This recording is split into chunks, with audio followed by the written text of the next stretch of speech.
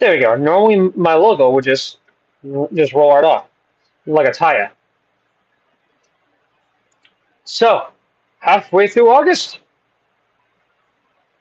halfway through August.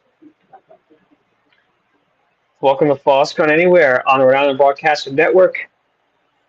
Erik Dunn here. All right. So we're 2.5 weeks out, roughly, from Clash in Paris, and I'll give you guys just a little bit of a heads up as well that the next time you hear me will be 2 weeks from today. I am taking the 20th off because I've got my third national anthem for Brockton Rocks baseball, and I'm expected to arrive there at a little bit of an earlier time just because of traffic. Um, Pretty excited about that, and Ron could always use a day off anyway. I mean, he and I were actually looking at like some numbers together before the show came on live, and he's done like close to 260 shows already this year. And the guy's spent, he's burnt out. I could see it. And I said, hey, you deserve a break. And I got something going on next Wednesday. Can we move it? And he goes, absolutely. So 2 weeks from today will be my next broadcast. And if I look at the numbers on that, I believe that puts me at about 107, I want to say. Yeah, I believe that puts me at like show 107 now. I'll have to verify that. But to all of you, though, thank you guys for being a part of this. And when I'm here live on the Wednesdays, I'm here. It's 5 o'clock on YouTube, Kick, and Rumble at Rhode Island Broadcasting. And then at RI_broadcasting at Twitch, on Twitch. And then you can find this podcasted up later on the next day on Red Circle, TuneIn, Spotify, and iHeart Podcasts. Basically, all where you listen to your favorite podcasts. Please also follow us on these following platforms as well: U42, Odyssey, Space Hey, MeWe, Blue Sky, TikTok, Parler, and Patreon at RI Broadcasting. And to help financially support us and support this show, support us at RhodeIslandBroadcasting.net to be a financial partner, to be a financial sponsoree, where you can be a part of our family and actually join the thing. This broadcast of False Anywhere is the exclusive property of Erik Dunn Productions, Ron Rigo, and Rhode Island Broadcasting for the use of our audience. Any publication, reuse, or redistribution by anyone is not prohibited. It is given the express consent to be shared everywhere and is greatly appreciated.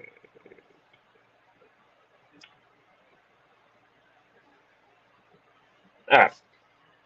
So, moving on down the line here.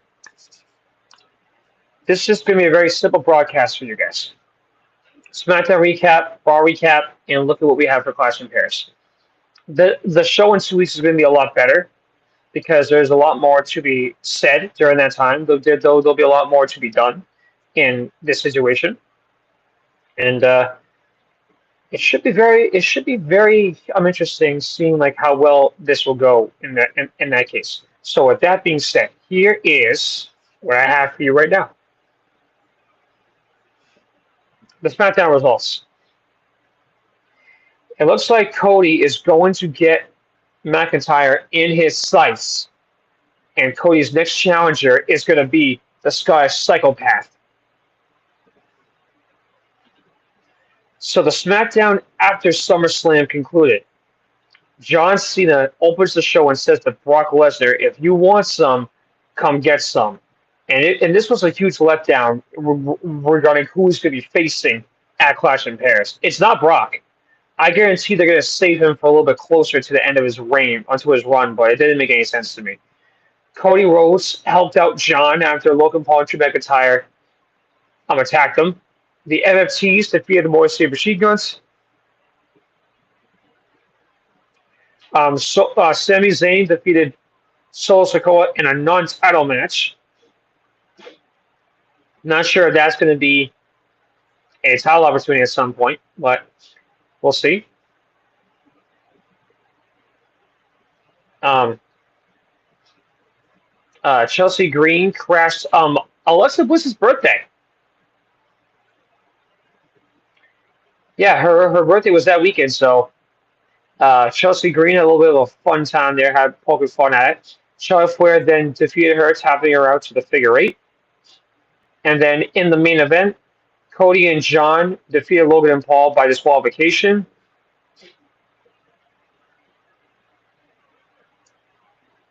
Logan Paul delivered a low blow, forcing that DQ, and Cody faced Rather McIntyre in the form of a Claymore into the announce table. And it looks like to me that's going to be a match at Clash in Paris. Cody and McIntyre, not sure completely yet, but we'll find out.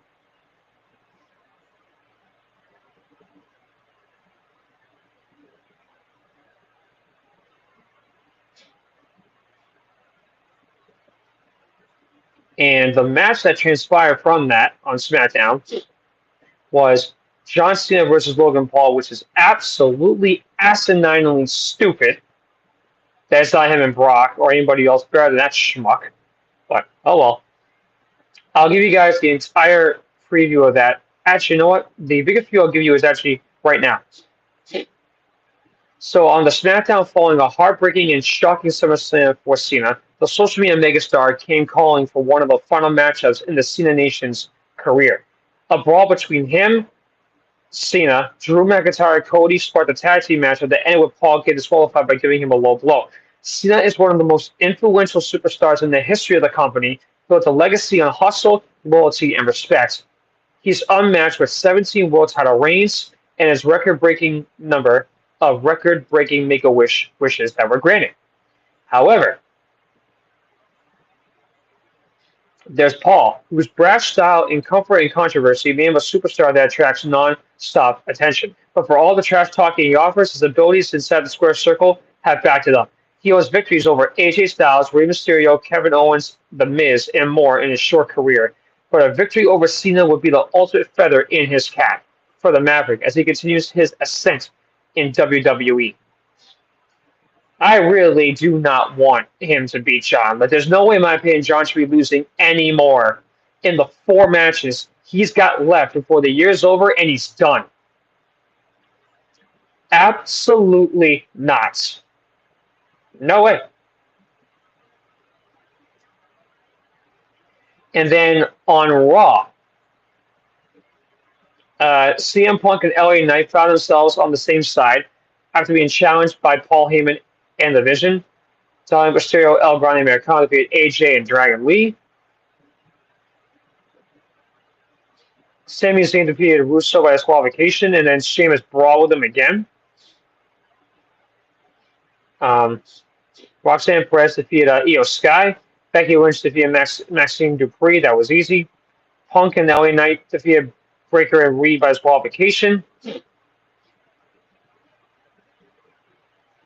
And that led to what happened after that.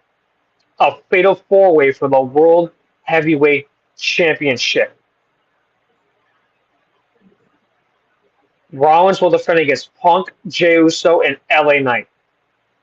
Moments after Punk finally defeated Gunther to claim the World Heavyweight title at SummerSlam, a supposedly injured Rollins suddenly dropped his crutches, cashed in his contract, and defeated Punk to steal the title. In addition to the Second City Saint, Rollins and his cohorts, Bronson and Breaker, have made numerous enemies, including former World Heavyweight Champion Jey Uso and former United States Champion LA Knight. Who's going to walk out champion in the Fatal 4-Way? To be honest, time will tell. I don't know right now. I actually really don't know right now. As I mentioned to you earlier, there isn't a lot of news right now for WWE in this situation. There isn't much really going on for them right now until we get closer. So in 2 weeks, I'll have the full card for you, and we'll go from there. But something I've done not frequently because this is mostly WWE, I'll give you guys a little bit of like some feedback about like how I feel about some other sports right now. Patriots for a minute. They had a good preseason opener. First time dropping 40 points on offense in like 4 years almost. But it's a preseason. Granted, those were, you know, practice squad players and the second and third teams and backups. But 30-point win. I was happy with it. Nice to see one of our kickers hit a field goal from 57 yards out. Oh, by the way, did you end up seeing that kicker Cam Little from the Jaguars? A 70-yard field goal he had with like 20 left to spare. If that happened on opening day, that's the new NFL record. I don't think anybody in a long-ass time would ever come close to hitting that. Justin Tucker's is 66. I couldn't believe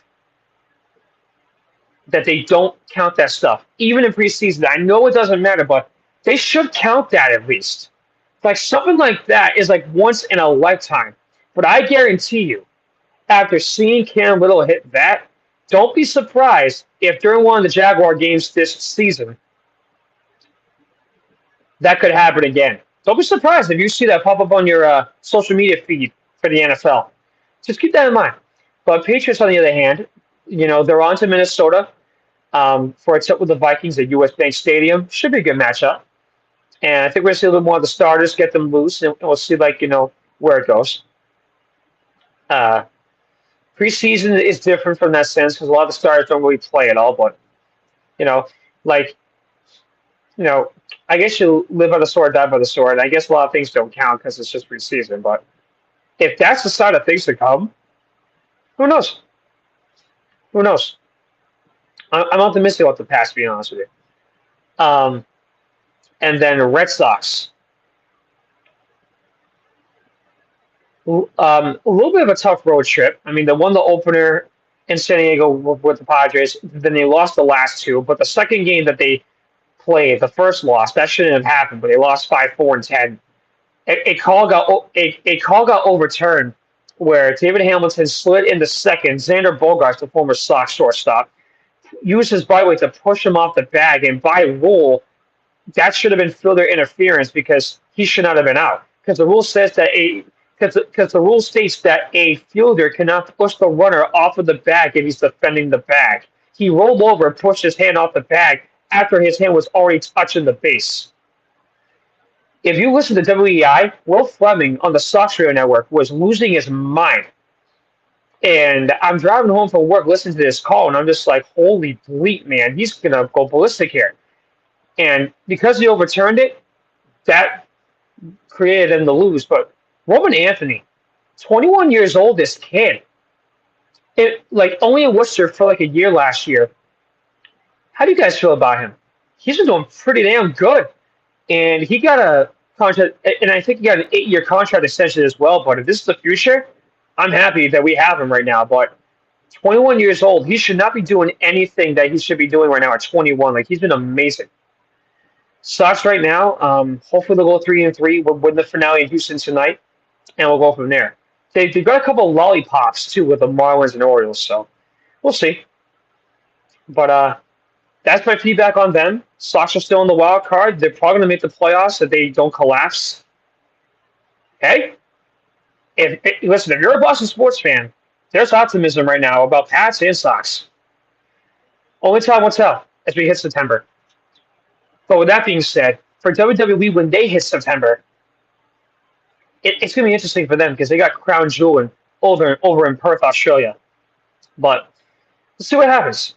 And speaking of baseball, that's also why next week I will not have the show because it's my third Brockton Rocks baseball national anthem. So I'll have some updates for you guys on how that goes when I see you in 2 weeks. Go over the entire card, and we'll go from there. On behalf of the man behind the scenes, the creator of RIB Rodrigo, Erik Dunn here saying so long. A thank you from my home in Bridgewater, Massachusetts. Please support the show at RhodeIslandBroadcasting.net and find me on Red Circle, TuneIn, Spotify, and iHeart Podcasts. This has been a presentation of Foxconn Anywhere on the Rhode Island Broadcasting Network. I'll talk to you at the end of the month. Have a great 2 weeks. Thank you for watching and listening.